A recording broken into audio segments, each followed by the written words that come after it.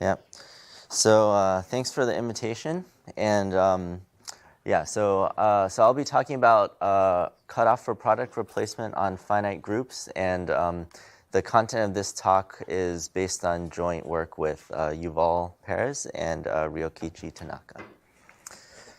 Okay.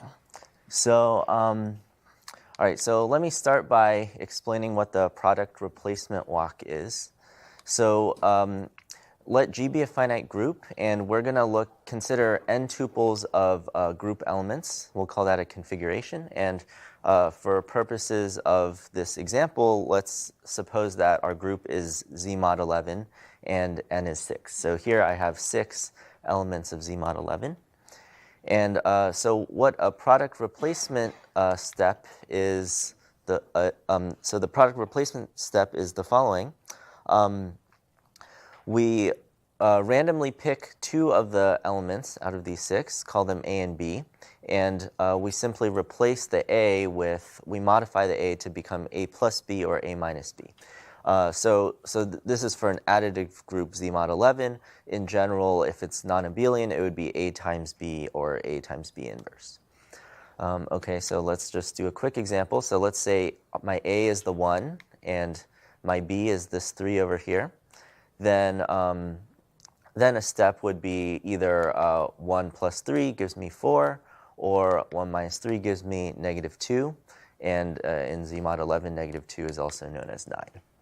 Okay, so that's just one product replacement step, and product replacement walk is if we just keep applying this procedure repeatedly. So just to be sure, these 2 elements are picked uniformly at random, but required to be distinct. Okay, so some basic things about this random walk. We can think of it as random walk on an undirected regular graph where the vertices are the configurations. And as you'll notice, each configuration can transition to 2n times n minus 1 other configurations, right? Because we have n choices. Oh, yeah, go ahead. Question? Can B be the same element? So they may have the same, they are allowed to have the same value. So I could have like A be this 3 and B be this other 3, but they cannot be the same position. Right. So yeah, so that's where this 2n, n minus 1 comes from. N choices for the A, n minus 1 choices for the B, and then 2 choices for whether to do the 2 signs. And you can also easily check that if you can transition to another configuration, then you can also transition back. So it really is just an undirected regular graph. And so we know for random walk on an undirected regular graph, the stationary distribution is just going to be uniform. Now, one caveat here is that the graph, if we think of all possible n tuples, is not connected for the simple reason that so let's imagine, for example, if we started with all zeros, right? Then no matter what we did, we'd always still have all zeros. And more generally, if all of our group elements were part of some proper subgroup of the entire group, then no matter what we did, we'd stay within only having elements within that proper subgroup. So to avoid any of these kind of degeneracies, we're going to focus on generating n tuples, meaning the set of group elements appearing in our n tuple generates the entire group. May I interrupt you for a moment? Yeah. Go back to the previous slide for a moment. Sure. Because A and B go to A plus B or A minus B. Yeah. Yeah, with equal probability, which I forgot to mention. Because I'm trying to think, replace A with A plus B or A minus B. Oh, I see. And what happens to B? The B stays the same, right? So B is unchanged. Right here, we had You 3 change and the 1, one and of then them. it Okay. either became 4 or negative 2, which equals Okay. 100. It's 2 mod 11? Everything mod 11. Yeah, so just in this, for purposes of this example, mod 11.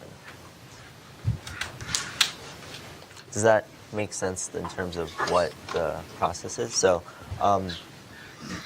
okay, so we're doing generating n-tuples, and let me just also mention that for our purposes, that is going to be essentially like all n-tuples in the sense that, first of all, if the number of elements is big enough, say much larger than log of the group size, then it can be shown that any two generating n-tuples can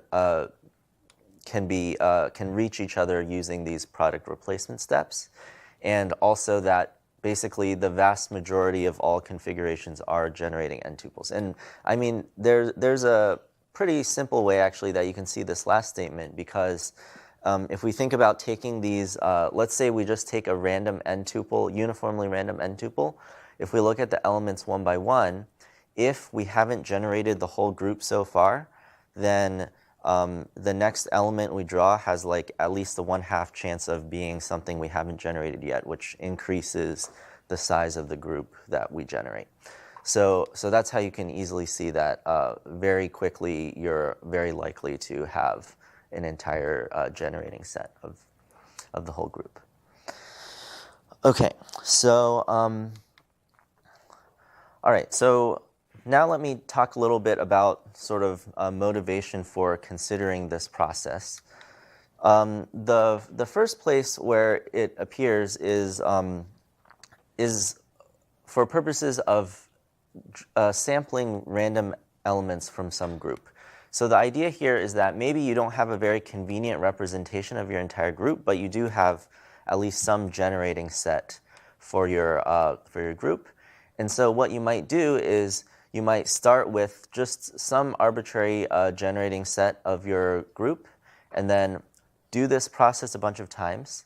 And eventually, it should reach somewhere close to the stationary distribution, which would be, as we mentioned before, nearly uniform in all n-tuples of the group. And then at that point, you basically almost have like IID elements from the group once you've mixed in terms of the configurations. So that was one major motivation for this this topic, and I want to mention though some other related problems. So another way we can think about the product replacement walk is in relation to random walk on SLN of Z mod Q. Let's say Q is some prime, and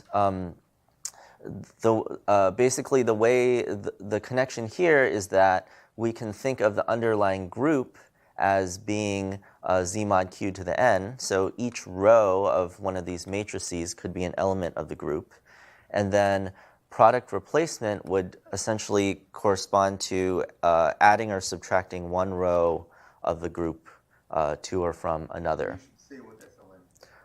Yeah, so SLN of Z mod Q is the group of n by n matrices with over the field Z mod Q with determinant 1. And so so we can do, so basically product replacement in this setting corresponds to doing row operations basically on those matrices, which is a kind of random walk.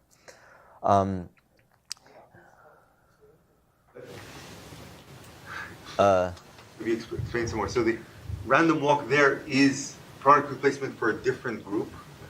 Can you explain this example? Right. Sorry. So for the example, I was talking about the group being Z mod 11, but we can similarly define it for an arbitrary finite group, right? And in particular, if we take our group, so still we're going to have n as the number of elements, the same as this n here, but the group is now going to be Z mod Q to the n. And then, so each row is an element of the group, and then we can add rows to other rows and subtract. So that's Generating, it's like full rank.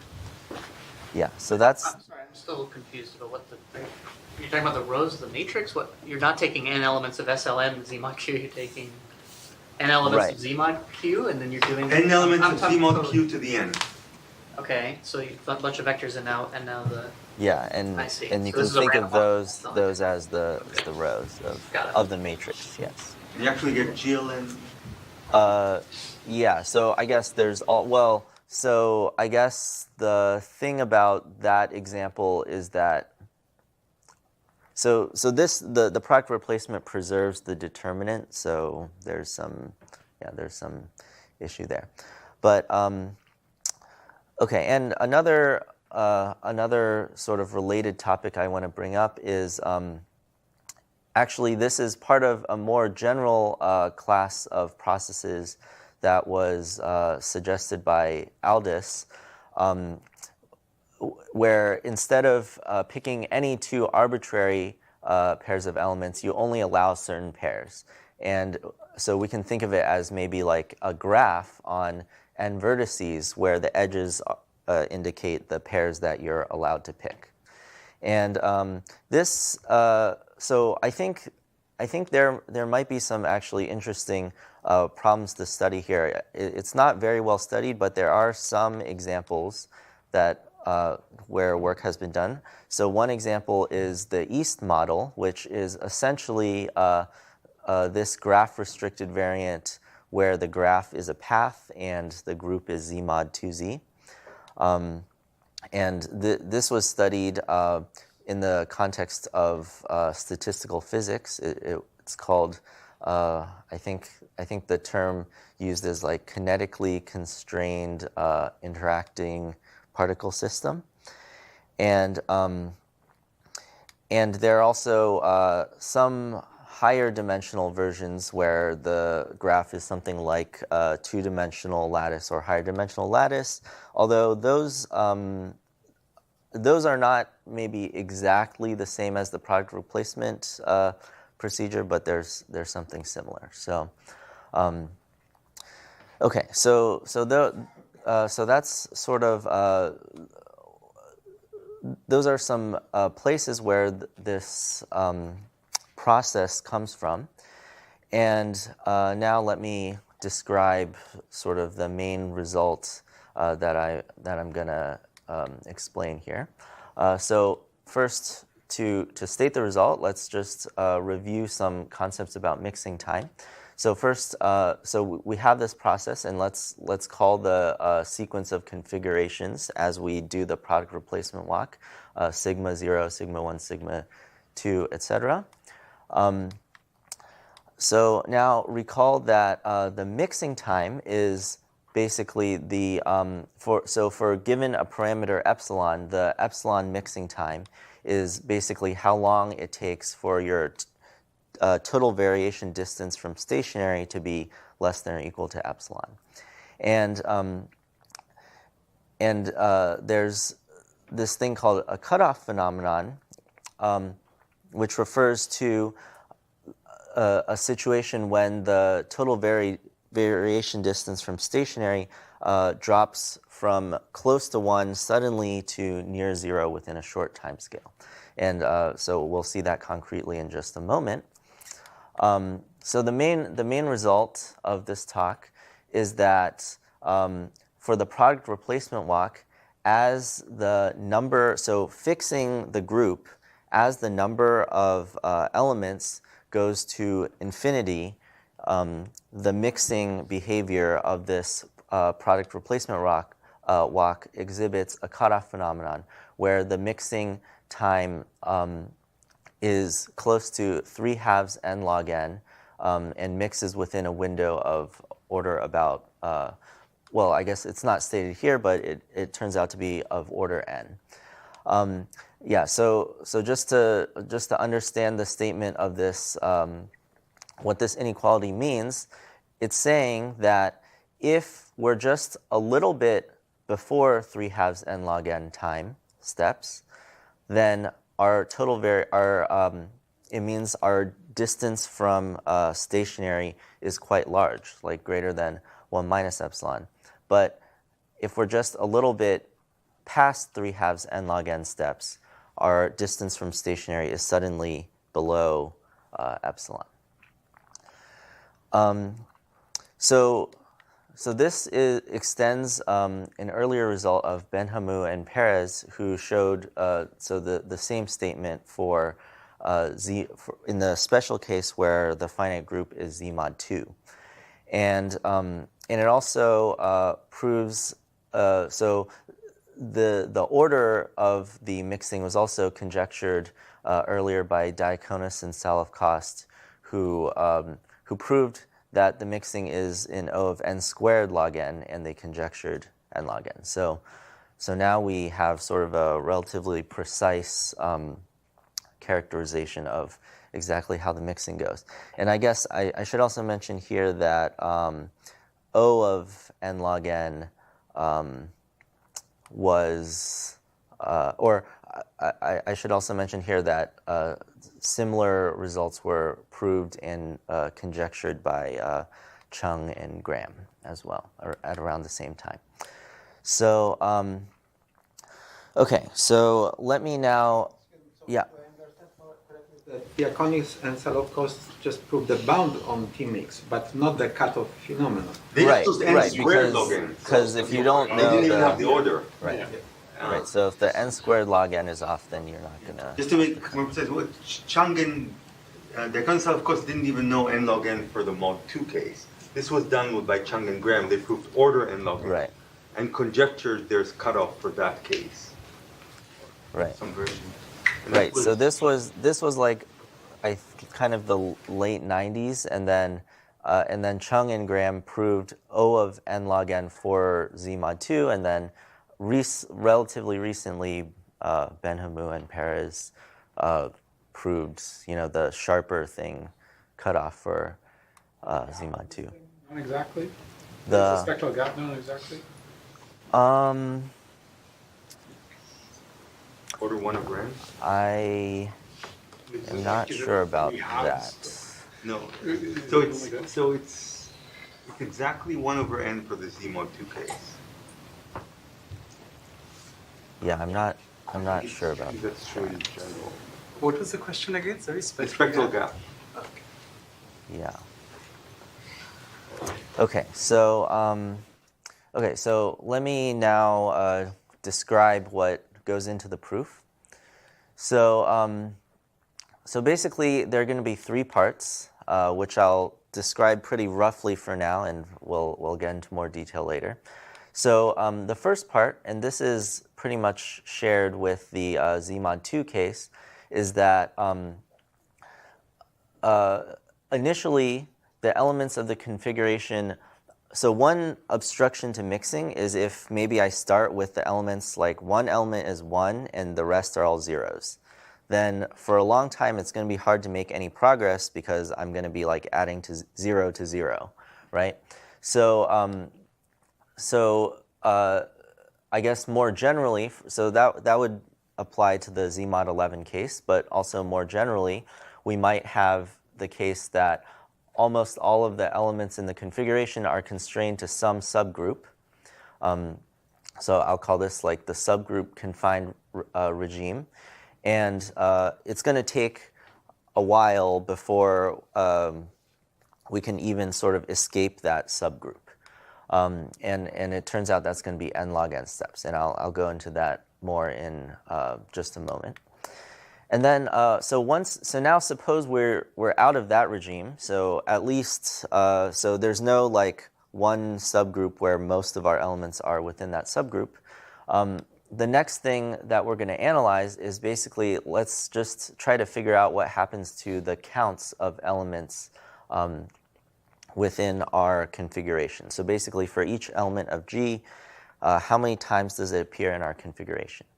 And so over time, in the long run, we'd expect that the number of, like each element should appear about the same number of times, right? So we're going to see in a moment that it turns out after about 1/2, so it turns out that the counts of the elements, the way the counts change over time can be approximated by a differential equation. And after about 1/2 n-logn steps, it'll get to sort of that roughly balanced state where the different elements of the group appear about the same about the same frequency. Just to clarify, this n-logn is after the n-logn has passed. Right. So this is already Right. So once we've finished this initial n-logn, we have this. The next stage is this 1/2 n-logn, and then again, this is something I'll explain more later. But even if so, just knowing the frequency of appearances of these group elements doesn't tell us that we have mixing of the entire, over the entire space of configuration. So we're going to need to do some kind of coupling argument in O of n steps to actually, get the final mixing. So this will be explained more later. So basically for most of the talk, for sake of simplicity, let's just focus on the case where G is Z mod Q for some prime Q. But I will try to mention places where like how to deal with general possibly non-abelian groups, and in fact the general case does require some significant differences, but in the interest of time, I'll focus on this simpler case, and also I'm going to focus more on proving the upper bound for the mixing time, but sort of most of the statements will also have a corresponding lower bound version. Okay, so let's get to the first stage. So if we're in this Z mod Q case, this stage essentially amounts to, there's only one proper subgroup, which is the trivial group. So this stage basically amounts to trying to make sure not most of our elements are non-zero. And so let's say let's say our goal is to it's not going to be this constant 2/3 is not going to be super important, like the exact constant, but basically we're going to we're going to see how long it takes for us to, if we start out with almost all zeros, how long it takes to reduce that down to only like about, let's say, 2/3 of our elements being zero. So let's say if we have currently k out of n elements are non-zero, then what happens? Well, suppose we pick A and B for our product replacement. Then we basically have a few cases. One case is that our B ended up being 0. That happens with probability 1 minus k over n, and that means our configuration didn't change at all. So nothing happened. Another case, B is not 0 and A is 0. Then the A is initially 0 and becomes something non-zero. So the number of non-zero increases by 1, and we have a probability here, k over n times. What happens if you start with all zeros? So we're restricting to the set of generating n-tuples. Okay. Not Right. enough space. So we're disallowing that. And then finally, another case is that both A and B are both non-zero, and in that case, so A is initially non-zero, and then after adding or subtracting B, it may or may not be non-zero afterwards. So in this case, it either the number of non-zero either stays the same or decreases by 1. And the upshot of all this is that, so especially let's say we're trying to show that things mix quickly, then the worst case is that in this third case, our non-zero count decreases by 1. And then basically this parameter k follows a birth, is essentially a birth or death, birth and death process.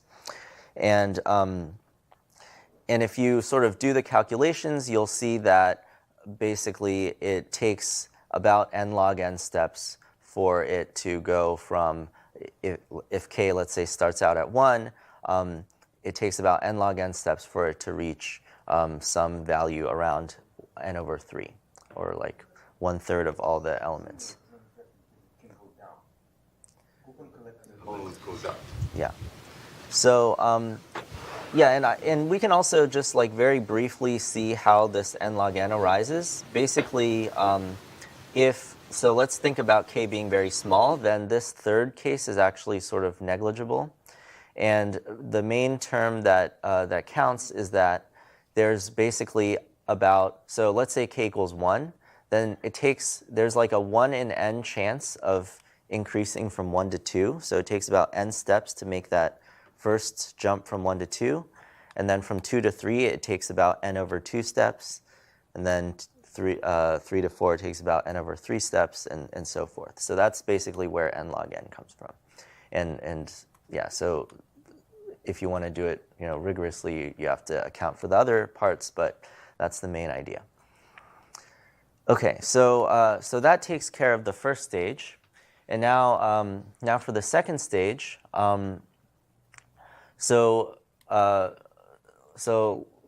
for notation, let's let n sub a denote of sigma denote the number of a's that appear in a configuration sigma. As we said earlier, we're going to try to analyze how the n sub a evolves over time, and with the idea being that it should sort of converge to n over the size of g.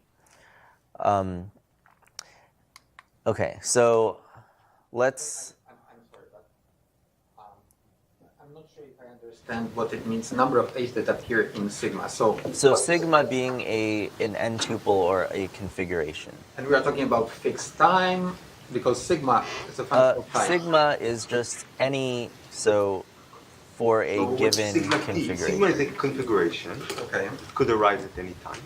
And your sigma counts in this configuration how many a's you have. Distinct.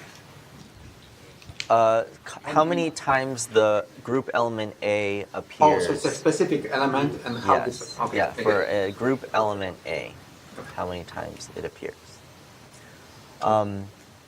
So I'm going to not cover all the details here, but the main idea is that let's just look at how it changes in expectation over time, and that's going to sort of essentially determine the behavior.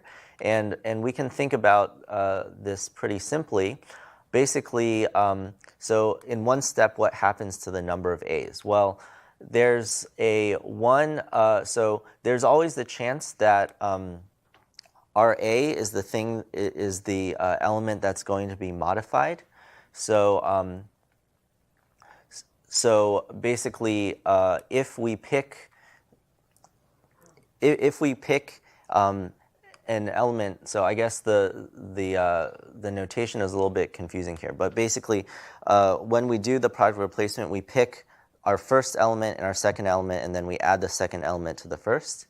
So if our first element is an A, then most of the time our second element is then going to modify that A. So we're going to lose one of our appearances of A in that case. So that's what this term is. And then on the other hand, we might also gain an A if our first element was A minus B and our second element is B, right? Then we add B to A minus B, and then we get a new appearance of A. And similarly, the other case, A plus B, we might subtract a B from an A plus B in order to get a new appearance of A. So that's all this equation is saying. And the point is that now this equation, you can see is, so this expression is basically a convolution of, so if we think of n as a function also of this group element A, especially keeping in mind maybe the Z mod Q case, this is essentially just the convolution of that function with itself, right? So let's think of n A of sigma t as a function of A and t, then this equation, difference equation up here, is essentially approximately a differential equation of this form. right? So the change in time of n is first of all negative n. So this is going to be after a certain rescaling by the little n, plus convolution. So this first term would be like n convolved with n divided by 2. And then we also have another one where you convolve with kind of the negative, the reflection of n. So, okay, so this describes the behavior of the n, and so especially because we have this convolution here, a good way to analyze this equation is by taking the Fourier transform. So the Fourier transform, just as a reminder for especially in the Z mod Q case, is something pretty simple. It's just this weighted sum of the NAs by these powers of qth root of unity. So defining x sub k to be the kth Fourier coefficient, we end up with a differential equation of this form, where it looks basically the same as before, except now the convolution turned into a multiplication. And so note that the zeroth mode, where k equals 0, it is simply, it's identically 1 because this term here is just 0. And so we're just adding up the NAs, and the NAs add up to little n. So, so x0 is always 1, but for the other ones, it's going to turn out that the other xk's are going to go to 0, and that's going to correspond in our original basis to all the NAs approaching this average value, 1 over size of g times little n. So, okay, so this is the equation again, and basically the key idea here is to analyze this equation is just that, so it turns out if we're in the subgroup confined regime, meaning, so again, let's focus on the simple example Z mod Q. That just means we don't have almost everything, almost all of our elements being 0. Then that means that this xk term will, as long as k is non-zero, a good portion of the contribution will come from terms where this power of omega is non-zero, and in particular, the real part of this this root of unity term is going to be strictly bounded below 1. So the point is that that subgroup, since we're outside the subgroup confined regime, we are guaranteed that the real part of xk is actually bounded away from 1 by some delta which only depends on the group. And the significance of that is that, right, so this term over here is just the real part of xk, and it's strictly less than 1, meaning it cannot cancel out this negative xk, meaning that essentially, so this is, I guess these are complex valued, so this is not quite a correct statement, but the main idea is that the change in xk is going to be in sort of negative of the in the opposite direction of xk itself, so the size of xk decreases exponentially. And so it decreases exponentially, and more precisely, so in after it starts decreasing exponentially for a bit, pretty soon, once xk itself is actually pretty small, then this second term here is smaller than the first term, and so the decay is actually basically exponential with constant 1. It's going to be pretty well approximated simply by this first differential equation. Partial, the time derivative is negative of xk, and so so all this is to say that after about 1/2 n-logn steps, the xk, assuming we start from this subgroup outside of the subgroup confined regime, after 1/2 n-logn steps, the xk all decrease to about order 1 over root n. Right, so basically the point is that throughout these 1/2 n-logn steps, so I guess I should say here there's a time rescaling of n. So like n steps corresponds to time 1 in this differential equation, and most of the time is spent in this regime where the exponential decay is with constant 1. So yeah, and then that basically gets us to our typical value of for our NAs to be n over the size of g plus order root n. Okay, so so now we get to the third step, but I guess in order to explain the third step, maybe we need to take a step back and just revisit what exactly we're trying to show here. So we're trying to prove mixing, and in the second stage, we only talk about the frequency counts. So let's review again exactly how we can prove some statement about mixing. So a standard technique for proving something about mixing times is to consider another version of the process, which is just stationary. So already at stationarity, meaning the initial state is already drawn uniformly at random, and then we also carry out the product of replacement walk on this state.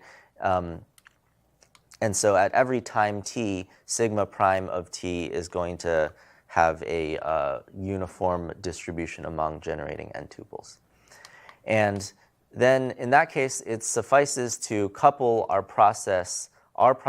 original process sigma t to this stationary one sigma prime t within 3/2 n-logn steps. And if we're successful in doing that, then it means that our process sigma t is also very close to stationary.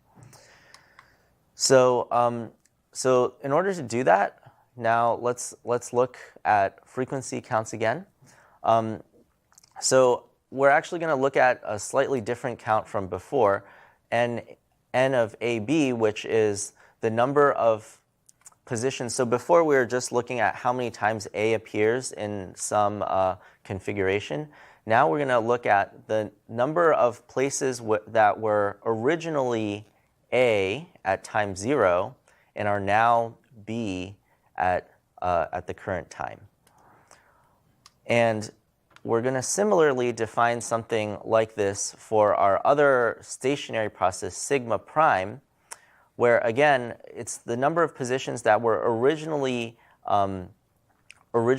A in sigma 0, so not sigma prime 0, but sigma 0, and are now B in sigma prime of t. And basically, okay, we'll see in a moment like why exactly we want to describe it this way. So the point here is that we're going to try to find a coupling where NAB is basically the NAB matches the N prime AB. And if that's the case, I claim that that is sufficient to ensure coupling of the entire configuration.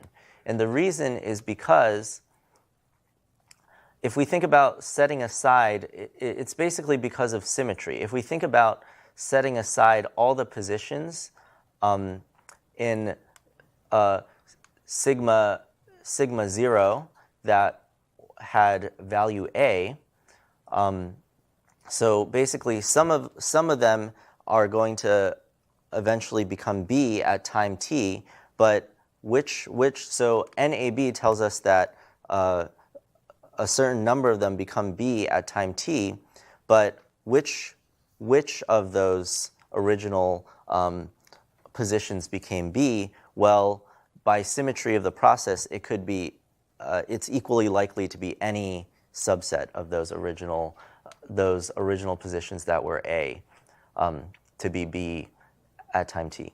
So and similarly, because sigma prime is stationary, it also has that symmetry. So because of that symmetry, it actually doesn't matter exactly which, basically all, once we know the n-AB and m'-AB, conditioning on that, all of the specific positions of the elements that change from A to B are uniform, have equal probability. Yeah. So okay. So we basically reduced to that, and I'm not going to. So it actually. So this is a slightly different quantity from what we described earlier, but basically by a similar argument, you can also show that these n-ABs also go to sort of the average value that you would expect, roughly speaking. So n over g, size of g squared plus O of root n. Again, after 3/2 n-logn steps, where you first have to get out of the subgroup-confined regime, and then you follow the differential equation. Okay, and then so once the NABs are, so this basically shows that NABs can be coupled, or after 3/2 n-logn steps, they can be pretty close to each other within about root n of each other. And then I won't have time to go say this in much detail at all, but basically once the NABs are pretty close to each other, we can devise a special coupling between them so that to sort of get them with high probability to actually exactly match. And here's just a very rough description of what type of thing you might do to achieve this coupling. So let D be basically the discrepancy between the NAB and m'-AB. So it starts out of size around root n. And the idea is as follows. So suppose the sigma t has more occurrences of some element g, while sigma prime has more occurrences of some other element g prime. Then so suppose that for product replacement, we do the update AB goes to A plus B. Sorry, this should be A plus B comma B for one of our chains, and A prime with primes for the other chain. If it happened to be the case that the thing we're updating in sigma was G, and the thing that we're updating in sigma prime was G prime, then we're going to couple our choice of the B and B prime in such a way so that the new values will be equal to each other, right? So original values are G and G prime, which are not equal to each other, and we're going to try to couple the new values to be equal to each other. So so if you work that out, it means B minus B prime has to be G prime minus G. And the reason we can couple these B prime and B to be different from each other is because they are nearly uniformly distributed over the group. So we can basically do some sort of cycle where a value, so like let's say G prime minus G is 1, then basically I'm going to couple it so that B is always 1 greater than B prime. Okay, so it's actually sort of, it's a bit more delicate than that, but that's kind of the general flavor of what you need to do. And the basic point is going to be that D, if we do this coupling carefully enough, so first of all, D will decrease in expectation, and also it has a good constant probability of either increasing or decreasing. So so basically, it's going to behave like a simple random walk with a negative drift or non-positive drift, and then you can do sort of a simple calculation that if you start at about root n within O of n steps, you're quite likely to hit 0, and then that will complete our coupling. Okay, so let me end with some open questions. So one, Can I ask you a question, Chris? yeah.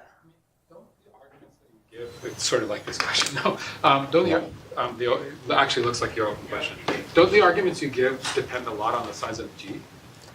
Yeah, so they do. So But then how are you going to apply it to SLN?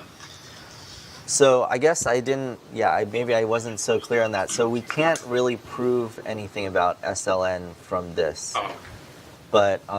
But it's sort of a motivating thing, and there is like some question about, so for example, one thing you could prove is you could prove like a small, like some a small number of the columns are mixed and not the entire group. And yeah, but SLN itself, the mixing time is not n-logn. It's right.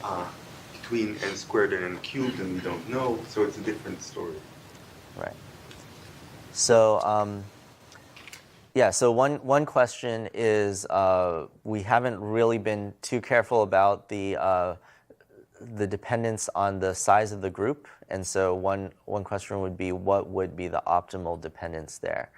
So we know, we know the 3/2 n-logn part doesn't depend on the size of the group, but then the window of order n is something that does depend on the size of the group. And yeah, so I guess if you do our arguments carefully, you can get some polynomial bound on the size of the group, but probably the truth should be, well, it would be some pretty large polynomial, and the truth should probably be, I think, logarithmic or polylogarithmic, or certainly not a large polynomial. So another question would be, can you analyze the problem, the sort of the graph restricted version of the problem? So I don't think that has been really studied much for a lot of different graphs, really much beyond the case of the path, and maybe to some extent higher dimensional lattices. So that could be another direction. And also another question that I think is interesting is to try to say some kind of general statement about some kind of good general bound on the mixing time in terms of the structure of the graph of, I guess, product replacement pairs that you're allowed to do. And there is, so Diaconis and Saloff-Coste did prove some kind of statement of this form, but it's pretty far from optimal. And like, for example, one question could be in terms of the expected, basically, it could be related to these sort of rumor spreading bounds on graphs, because basically, if you just imagine how long it takes, if you start with only one vertex being non-zero, how long it takes for it to possibly propagate the non-zero-ness to the rest of the graph. Okay, so yeah, so thank you, and yeah, thank you for your attention.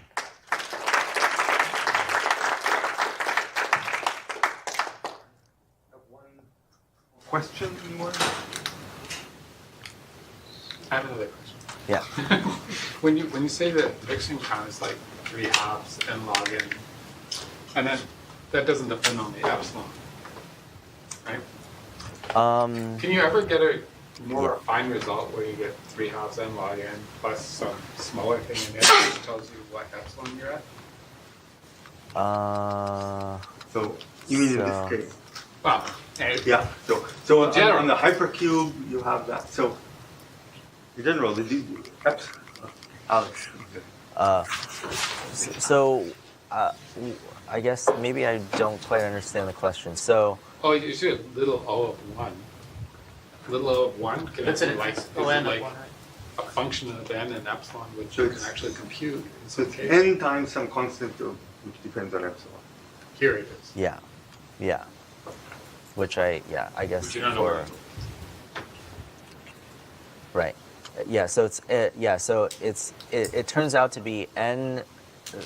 So it's 3/2 n log n, sort of plus or minus some n times some constant depending on epsilon times some constant depending on the group size. Yeah. Yeah. How important is the product replacement rule? Like if it was replaced with A minus B or B minus A? Product for That would not be reversible. B minus A.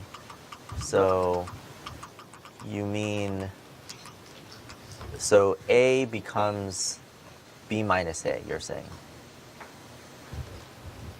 Yeah. Okay, I guess I haven't thought about it. I would imagine, I mean, that specific one, so you have to sort of figure out how to make sure it's reversible, but I think That one is not. I would imagine that it behaves. You could probably do more or less the same thing, but I guess I'm not sure about more complicated variants though. Okay, well, we can ask further questions in the break. There are some cookies outside, and the coffee has been refreshed. There's tea. There's still some sandwiches. Let's thank Alex once more.